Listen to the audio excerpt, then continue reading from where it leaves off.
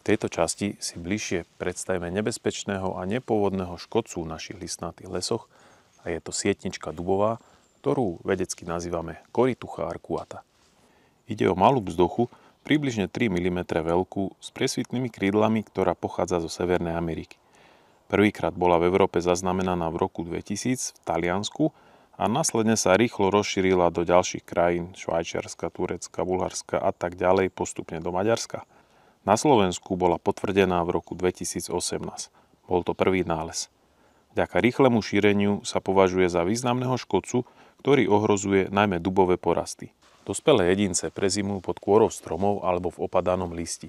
Na jar po prebudení kladú čierne vajíčka na spodnú stranu listov, zvyčajne v skupinách po 15 až 100 kusov. Z vajíčok sa liahnú tmavé nymfy, ktoré spolu s dospelými jedincami sajú na spodnej strane listov. V závislosti od počasia a nadmorskej výšky má sietnička v našich podmienkach 2 až 4 generácie ročne. Sanie spôsobuje vznik svetlo-žltých škvrn na vrchnej strane listov, ktoré sa postupne rozširuje a sfarbuje celý list do žlta až okrova. Na spodnej strane listov možno naraz pozorovať čierne vajíčka, nymfy, dospelé jedince aj drobný čierny trus. Pri masívnom premnožení dochádza k značnému poškodeniu listov, zníženiu fotosyntézy a predčasnému opadu. Celkový zdravotný stav dubových porastov sa tým oslabuje a v kombinácii so suchom či inými škodlivými činiteľmi môže viesť až k ich postupnému odumieraniu. Najviac ohrozené sú rôzne druhy dubov ako cerový, letný, zimný, no škodca môže napadnúť aj iné listnaté dreviny ako javor, jabloň, ružu, gaštan či hloch a ďalšie.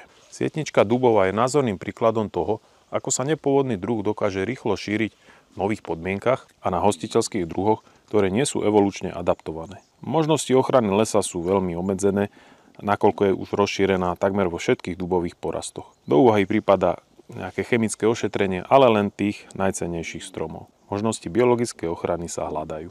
Podrobný opis tohto druhu s množstvom fotografií a ešte o mnoho viac nájdete na stránke škodcoviadrevín.sk.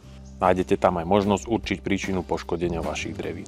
Viac podobných videí o škodcoch nájdete na YouTube kanáli Los Banská Štiavnica.